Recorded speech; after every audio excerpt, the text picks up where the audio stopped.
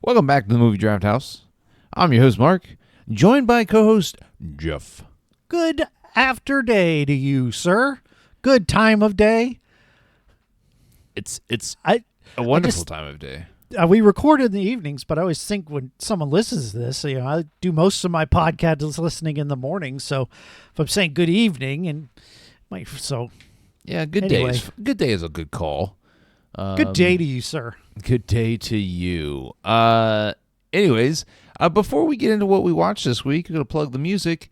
And the music this month is brought to you by the Chicago alternative pop punk band, The Fluorescents, with their song Roll the Dice. If you haven't given it a listen, be sure you give them a listen. We appreciate them allowing us to use their music here on our podcast.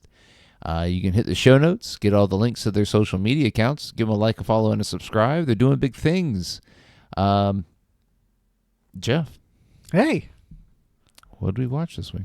Well, it's Creature Feature Month here on the pod, so one of us has to pick a fucking scary movie, and you just have to leave it up to me. So we watched The Thing from 1982, starring Kurt Russell, Keith David, Wilfred Brimley, as well as Richard Masur, Yeah, sure. who you probably didn't recognize, but was in a previous film of ours, Encino Man.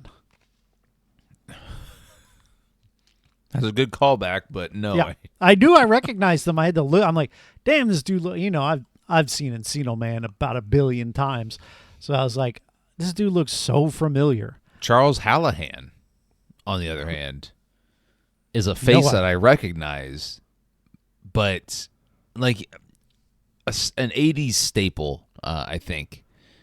I can't really tell you what else he's been in, other than I think he's been in everything that was filmed in the 80s. His face is just super recognizable if you've watched any 80s, maybe early 90s films. Anyways, he plays. But I don't think we've seen any Kurt Russell films. No. Bone Tomahawk. Oh, Bone Tomahawk. Yeah, Bone Tomahawk. We got a lot of returning actors. Bone Tomahawk with Kurt Russell, Wilfred Brimley in Hard Target, and Keith David in Ass to Ass. Which, if you don't know, is that fucking piece of shit movie, Requiem for a Dream. I love it. How do you feel about the fact that Darren Aronofsky will probably get my Worst Movie of the Year award 2 years in a row? And the Darren Aronofsky Worst Film of the Year award goes to Darren Aronofsky. He's done it again, folks. Anyway, so okay, go ahead. I was going to say, I think you'd seen this before? It's been an extremely long time. We're talking decades since I think I saw it. I could not tell you how old I was. I distinctly remember some of the scenes in this film. But I could not tell you how the film ended. I couldn't tell you really the plot of the thing before watching this and without reading, something here on the internet. But at one point in time, I believe I did see it. It's been so long that I might as well not have seen it. Yeah, I've never seen it. However, it is legendary. And I think that if I were to tell my co-host over on Chronologically that I've never seen The Thing, I think he might quit on me. And it is a film that I believe Eric loves that I just haven't gotten around to. And it is in my wheelhouse. But all right, it's so it's directed by John Carpenter, all right? Right? Legendary scary movie guy. I didn't really get any real scary vibes here, from this film. Okay, what do you feel was missing then from it being scary? I guess, and it's weird. Is because scary films have evolved over time, right? What we considered scary now, jump scares, maybe psychological, horror type stuff. I think back in the 70s and 80s, films were considered scary because they had these weird things in them, and the practical effects of these types of movies. What's that other one we watched last year? The vampire, space vampire. Oh, movie. the space vampires. Yeah. What the hell was that called? I don't fucking Life remember. Force. Yeah. I'm surprised that's still in my brain. Now, he's not only directed Scary, he's directed a lot of action films, a lot of which with Kurt Russell. Escape from New York, Escape from Los Angeles.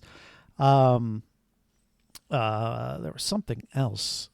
He did They Live, which stars wrestling legend Rowdy Roddy Piper. One day I got to get to that. But most notably, John Carpenter is known for Halloween. Yeah. And so that's all right. So that's a good segue into what I'm talking about as far as like scary, like Halloween films. Some of the greatest scary films of all time. And it's because they had this ominous figure, and the score of the film, the music, what's his face? Michael Myers. He has his own fucking soundtrack, right?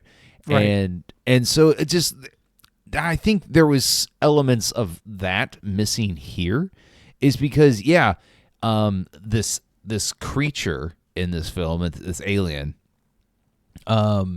is very fucked up looking. I mean, there's just scenes where you're just like, what the fuck? This is all right, so Scary, I don't think I was scared really at any point. So I can agree with that. However, there were several points where I was uncomfortable and like borderline grossed out. And I don't really get grossed out in horror movies, but this monster is so nasty. It's so goopy, and it has like all kinds of arms and legs, and it's just the wildest monster you've ever seen. Yeah. In any film. Like, you can't describe it either. It's just different. Well, and that's some of, like, I think why this film ends up being so iconic is because it was so, when this movie was made, early 80s, nothing like that had ever been done. It's the practical effects showcase to end all showcases. I think 100%. Sure, and I think that's what makes the film, and holds the film together. Essentially, is that you have this cast, and they're in Antarctica, and they're all essentially scheming against each other because they don't know who's real and who's not. But at every turn, you've got some practical effect that is just bonkers. And I think that's what holds it together, in my opinion, because it's not scary. Like, you never see the creature like stalking these people. Yeah, right? Yeah, I agree. There's not a lot of ominous, like you said, the stuff in the shadows. There's not a lot of like leading up to tension. There is one point where they're doing the test with the hot poker, where something's going to happen, and it but finally that's does. like that's psychological type shit. But did get me jump scare wise when it popped out of the thing. I was like, whoa, shit! I didn't expect it to kind of go down the way it did. So, and I agree. I think the movie is known pretty much just for its practical effects and just how insanely good they are. And unlike a lot of CG, this just still holds up. It's nasty.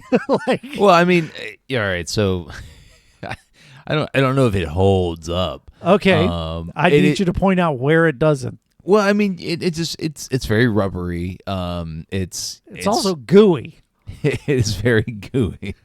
I mean, it's for early 80s. I mean, it's fucking phenomenal, right? You've got this creature. But don't you think it's nice? Like, here's the thing. With CG, there's nothing there. Sure. And to me, it takes a little extra leap of suspension of disbelief.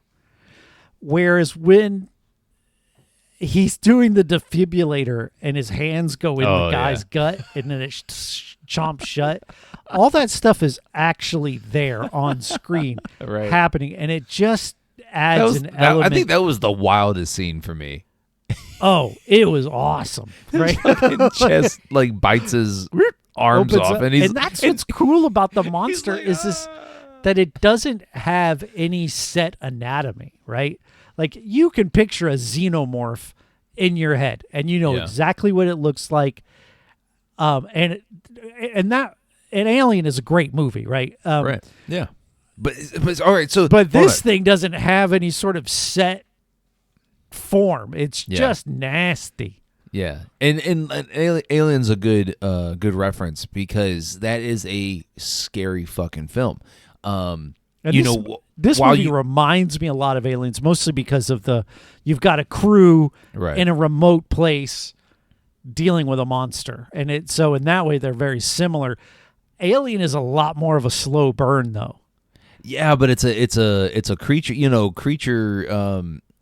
where it stalks its prey type film, and we get a lot of bumps and like loud bangs in that film. Here's a question: Yeah. Alien or Aliens?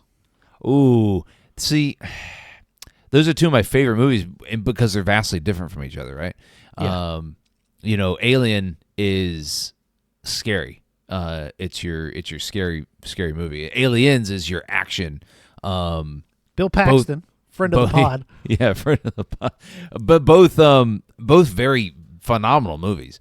But they're so different. I don't think it's fair to pick Let me one over repeat the other. question: Okay. Alien or Aliens? Okay. I'm gonna go with Aliens. You have made a wise decision, my friend. I love Alien, but Aliens is the shit. Yeah, no, vastly entertaining, just off the walls, bonkers. Alien is good. Like Alien is good. It's just It's great. it's not up Aliens to is the better. on the entertainment level of Aliens. Anyways, that was a good question. Yeah. Anyways, so It's too bad you were trying not to answer it. so all right. I didn't realize Keith David was in this film when he Oh my popped God, up. I love Keith David. Don't When you? When he's on screen, just in any capacity, except for ass to ass, you just love the guy. Like, there were two people I didn't want to die in this movie. It was Keith David and Kurt Russell, right? Right. Everyone else could bite the big one. I don't care. But I needed Keith David to make it through the film. He does, right? Yep. Yeah. The only two survivors. Right. Well, we think, right? Right. So maybe we don't want to jump to the end just yet, but I mean, it is an open-ended ending, right? We don't know. Yeah,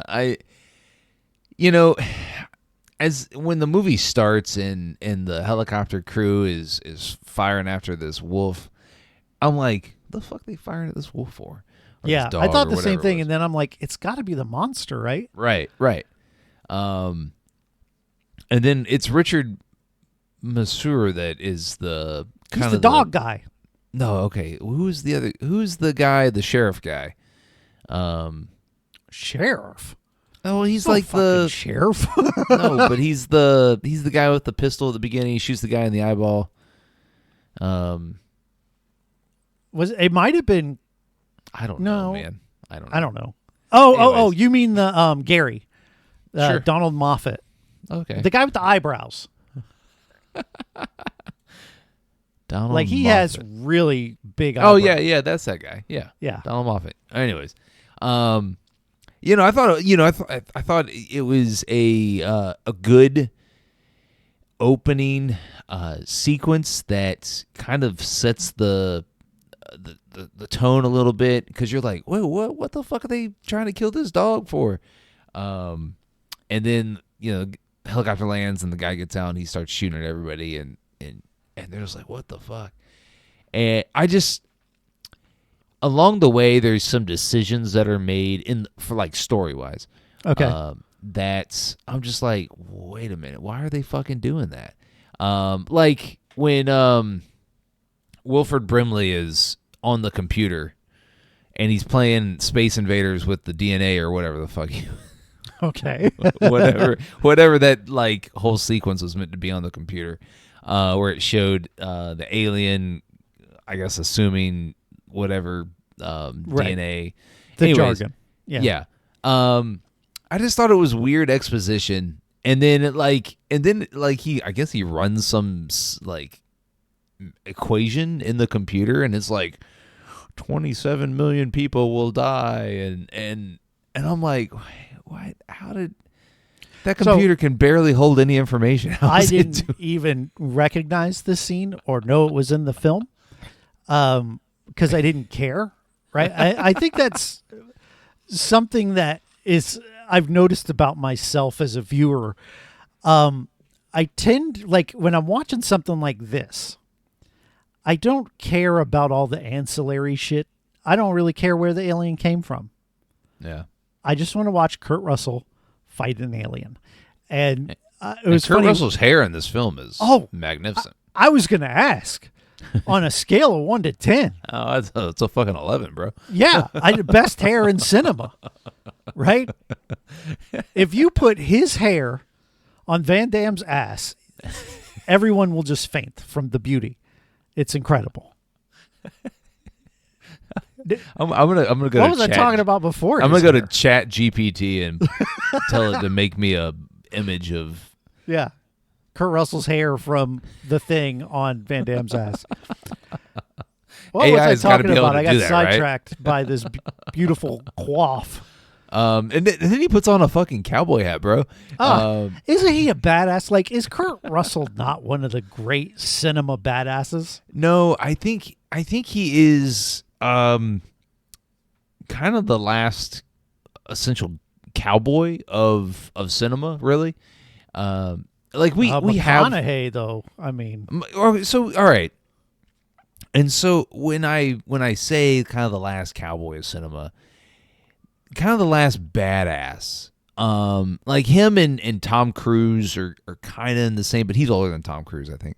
But I listen, and I'm a Tom Cruise fan, but there's something about Kurt Russell's gravitas, if I might use a word that I don't know the meaning of, that he just handles himself so great, right? Like and in this movie, he's that sort of commanding leader, and you just kind of get behind him. And then, like in Tombstone, when he's playing Wyatt Earp, he just is so steady. And there's just something about Kurt Russell that I love in these movies that he's in, that he's just so cool and calm and collected. Even when shit's going crazy and he is kind of losing it a little bit, he's still in his right mind. He's still making those right decisions, or at least you believe he is, because he does it with such authority. And I just love that about Kurt Russell movies. Well, and I think, him as an icon, a movie icon, when this movie came out, he hadn't done Escape from New York. And okay, here's a question for you. Escape from New York or Escape from Los Angeles? I've never watched either of them in their entirety. Whoa. Okay. Carpenter chronologically coming soon. Mentally noted. Anyways. No, I'm down, though. That's the sort of shit I love, right? I don't know. I just never got around to them. And, I mean, I'm totally on board. They're great. I mean, they're just great action movies, right? Yeah. So his character of Snake Plissken, and he's just, he is this bad. He's this, like, you talk about gravitas. Every scene he's in those films, everything's just sucked into him, right? He carries, in most films he's in, he carries the film, right? Yeah. Did you watch his Santa Claus movie? Yeah, they're fucking good, bro. I want to watch him because he makes a cool Santa Claus. Oh, Executive Decision, where that piece of shit dies right off the rip. R.I.P. Seagal. Fuck Seagal. But no, the fucking Santa Claus movies that Netflix did with him, they're fucking good. And he makes a fucking badass Santa Claus. Yeah, his hair again in the Santa Claus movie. Great. Looking good. It's fucking phenomenal. But it just, Here, I think he's a little bit toned down a little. In as far as the character goes, he's not overly badass. Even though, like throughout the film, he kind of takes on that mantra. And then I thought it was very good writing for his character, and good acting on his part. That there are certain times you're like, oh fuck, this dude's lost it. He's gone nuts. Everybody else is correct and he's wrong. And like when he's doing the whole thing with the wire and the blood, you're just and they're calling him. They're like, oh, look at you, you fucking murderer. And he's like, I don't give a fuck about you. Out. Hey, but dude made a move on him though. Right, he fucked up. So yeah, right. So I think you don't move on Kurt Russell. What is he thinking? There's and that's another bonkers ass scene with practical effects. Great scene. That shit comes out the blood. Well, then when the other guy, you find out which one of them. There are three dudes tied up on the couch, and then the one on the end turns out to be one of the monsters, right. And he starts melting and clear. It's gross. Well, this is a nasty movie, man. It's gross. It is. And I go back to it. That's really what makes it for me is the practical effects. Is because I think without it, and you're just talking about a story of these dudes kind of losing. There's the alien set piece, but I think without the practical effects, this is just another kind of psychological thriller. Yeah. Because if and I'll point back to CG, if you replace this shit with a CG monster, I don't care. And it doesn't matter how awesome it looks in CG, how badass it looks. Like there have been great CG monsters, right? But the fact that it's practical is what puts it over the top. Yeah. Right? Because it becomes such a character in the movie of what sort of weird shit you're going to see. And a big bloody CG mess to me doesn't do anything. It just won't. It doesn't get the same visceral reaction that I got watching. There's the scene where I think it's Wilfred Brimley or maybe the other doctor is reaching into the monster and pulling out weird stuff when he's doing the autopsy. Yeah. And it's just nasty. Like I almost had to turn away. And that doesn't happen to me. And really any other movie, especially with that CG monsters, I don't care. But this, when it's in the dog kennel and it's killing the dogs and shooting hoses everywhere, and then like a part of it opens and then like a flowery, weird, gross thing comes, it just gets nastier and nastier. And I'm just like, oh, this is the best thing I've seen. It's just so gross, though. Like, it makes me feel conflicted is how effective the special effects are. I'm just like, well, I think that it's a testament to, I don't really know if this was a Carpenter thing, or it's got to be a Carpenter thing, but just the team he put around him to make this film, that he trusted somebody. Maybe it was himself, I don't know, but he trusted somebody to put this creature idea in this film, and reaped all the reward from it, is because it is so just fucking, like you said, gross and weird, and like stuff that had never been seen on film before, right? Especially with actors like Kurt Russell and Wilfred Brimley at the time. Keith David, bitch. Well, I don't. He's young in this movie, so I don't know what kind of. Yeah, I don't know. Established career he had up to this point, but Wilfred Brimley certainly was a household name. I don't know if he had diabetes yet, but he probably did. It seems like he was born with diabetes. Is that possible? You can be born with it, yes. Oh, you can? Yes. Oh, well, I take that back. I apologize. It's just a function of your fucking pancreas not working right. I know, but I didn't. That's my ignorance coming through. But anyways, so yeah, I think this movie deserves a lot of credit for Oh, this is real early in Keith Davidson's career. yeah. No, It's super early. Like, right. he did a TV movie, a video. He was a uncredited extra in a movie called Disco Godfather. Oh yeah. So Seen that one before. I haven't seen that one before. No, I didn't think so. But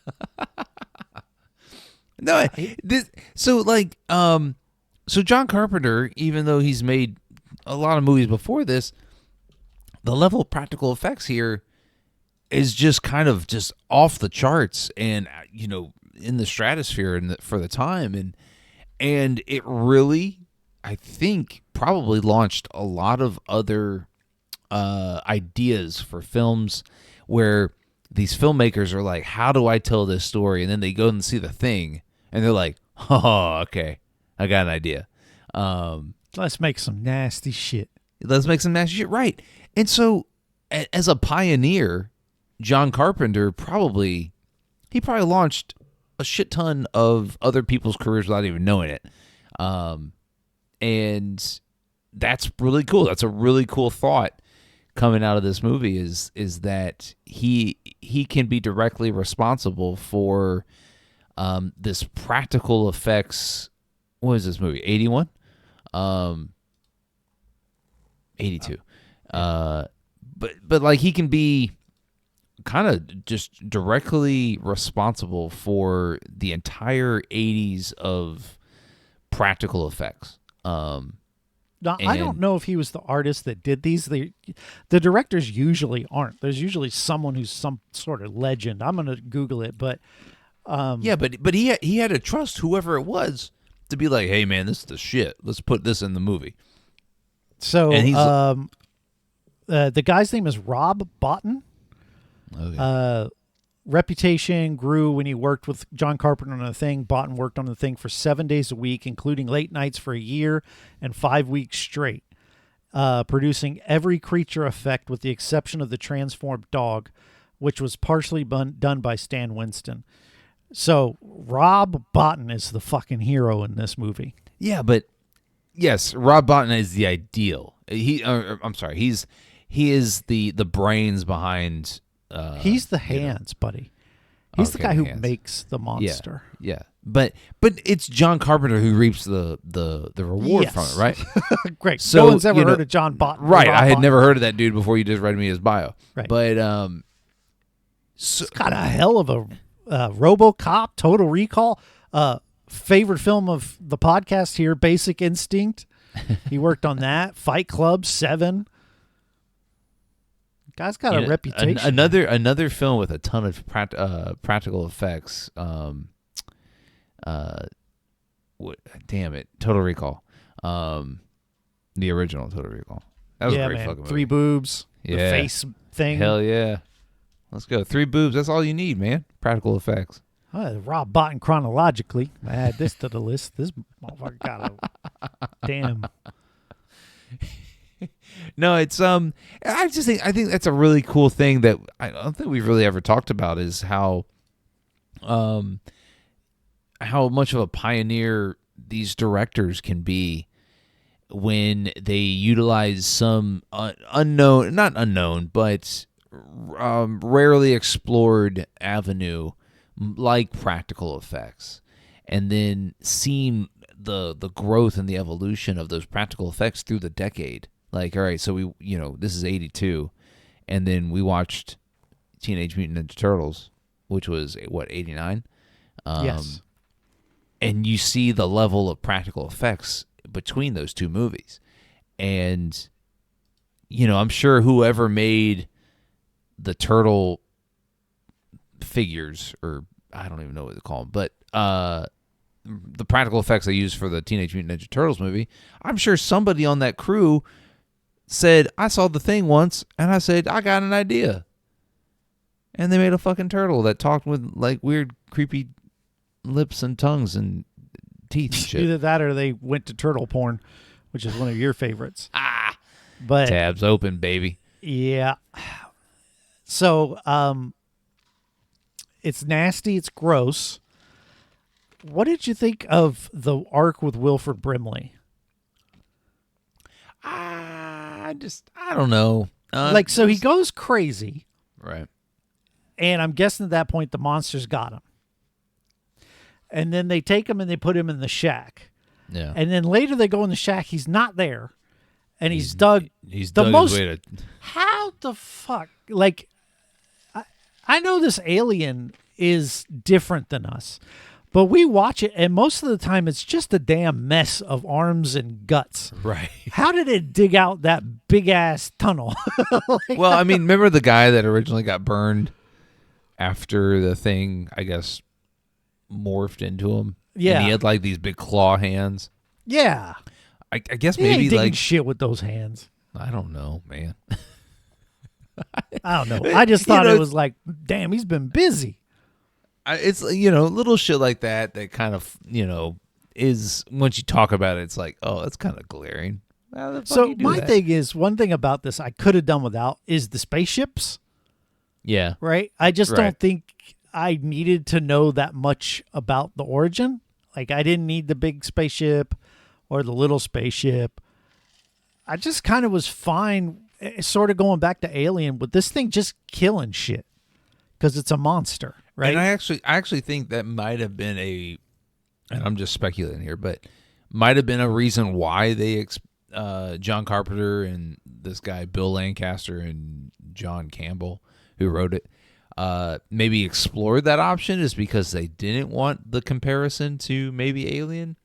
But here's the thing for me. What is scarier to you? Some crazy ass creature from outer space, or one that's actually native to our world? Yeah, I mean, right. I get what you're saying. I'm just saying, I think it's a little scarier that this thing's living up in the fucking ice. And, oh shit, back maybe in 82, they weren't as worried about global warming. But what if you made this movie again and, like, it's global warming, the ice caps are melting, and, oh, the fucking thing is back. Right. I don't know. That's scarier to me. Right. You're just very conscious about what's going on in the planet. But I just, there is a something to be said for how do we relate to the alien? Did it come here seeking something? Did it come here? Did it crash here? Was it just flying by the planet and something happened and it just crashed? I think there's a natural responsibility to explain that type of shit in film, and I'm right. Again, we're speculating here, but it just seems like they wanted there to be an actual reason this thing was here. So they find over at the other camp or whatever that ice coffin, and I think that was enough, right? These guys fucking found cool. This thing, and there's this ice coffin, and you don't really know what's happening. And I'm like, to me, when it comes to like horror, I think so much of is less is more, with exception of special effects in this film. Right. Because everything, you get to see everything on the screen.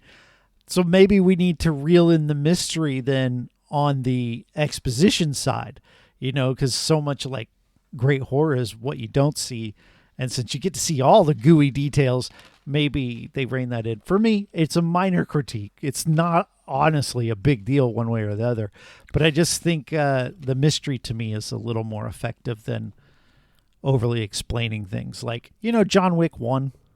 Yeah. Where there's this society, and we don't really know all the details to all these rules. But then the movies just keep explaining shit, and then it just gets convoluted and stupid. That's...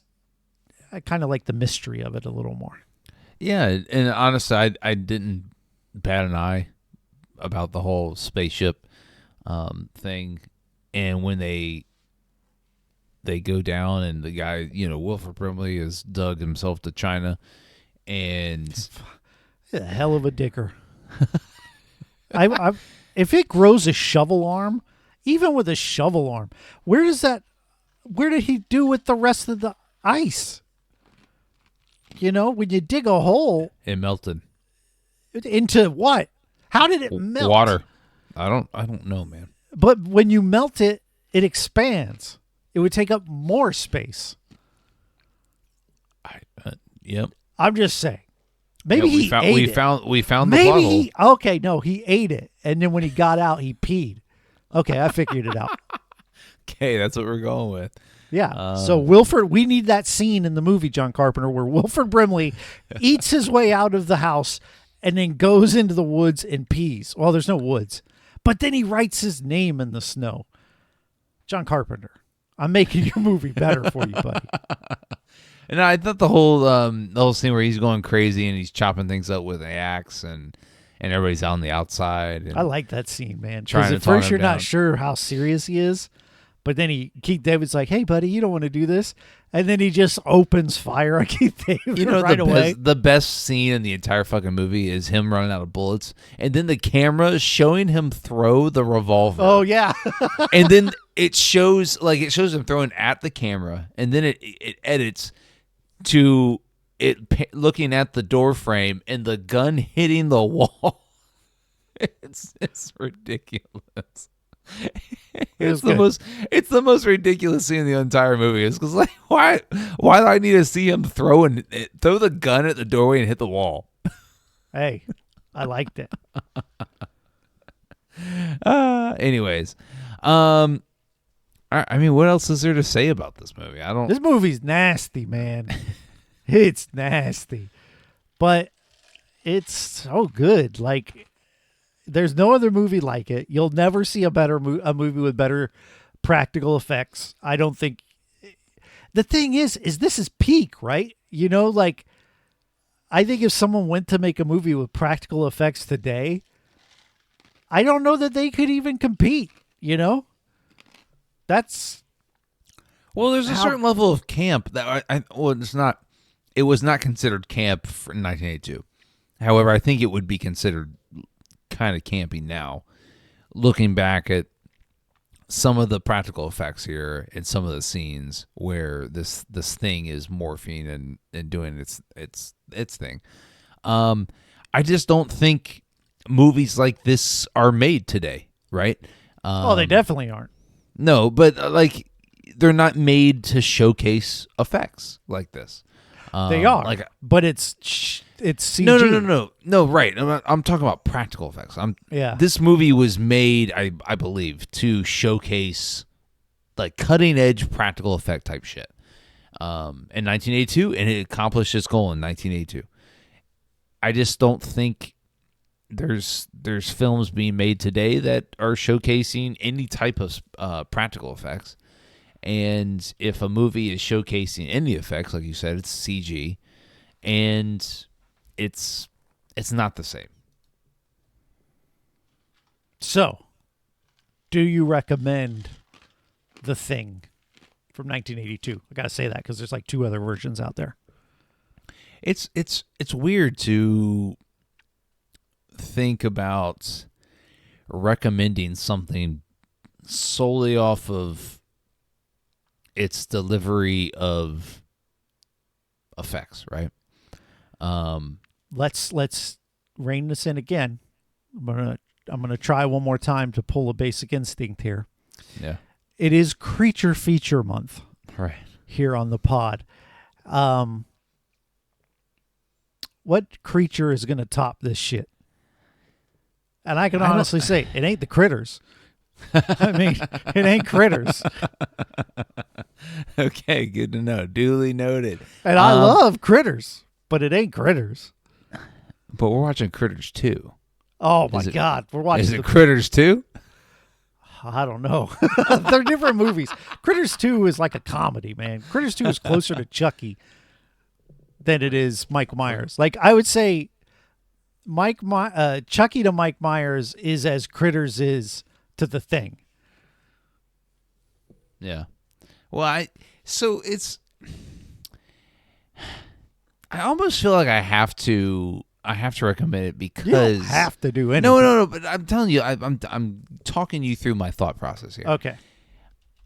I feel like this movie needs to be seen is because I feel and I believe it was so vitally important to cinema at the time that everybody should watch this film at some point in time.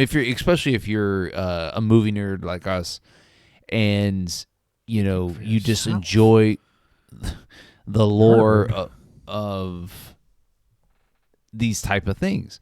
And like the 80s and early 90s were rife with movies filled with practical effects, especially creature fucking films, right? And so I'm gonna recommend it. You're damn right. I'm gonna recommend it solely because of the effects in this film. And I would argue there's no better creature feature. I mean, this is some nasty shit. This is nasty. You gotta watch it. It's gross. So do you recommend it? Hell yeah, this shit's nasty. How much of what a 180 that would be. Oh, Mark, I talked him into it. Nice. And then I'm like, no, thanks. No, this is good. This is great. And I still, and you are putting a lot on the effects, rightly so. But I still think you get Kurt Russell and Keith David and a cast, and I don't want to cut the rest of the cast that short, because even the supporting cast is still pretty good. Like there isn't, like they're all distinct characters. I mean, they're not fully fleshed out. It is a horror movie after all, but they all have traits, right? You got the guy on skates who's the cook, and then you got the dog guy, and then you got Windows who just falls asleep when he should be doing his damn job. I really like this. This is great, and the effects do put it over the top. I mean, what everyone says about this movie is true. All right, so there you go. What are we watching next week? Well, fun's fucking over, man. We got to watch Lamb from 2021, an A24 film. I think it's a foreign film, too, so we got to read, which is bullshit. It stars Naomi Rapace. Yeah, you've seen her before. These aren't even letters. Hilmir Snare. It's a fake alphabet. I'm not looking forward to this shit. What is it? Is it streaming? It's anymore? on Paramount Plus with Showtime. It's on Showtime. So if you have Showtime or the premium version of Paramount Plus, it's there. Listen, next this week is going to be a get it over movie. I'm watching this shit right away just to get it done, because I can't wait. I cannot wait to get your thoughts on Bro, Lamb. It's going to make Critters 2 so much sweeter. I might come over early. We might watch Critters 1. Let's fucking go. A whole day of creature features. Dude, anyway. a Critters double feature for Halloween? Fuck yeah. Are you kidding me?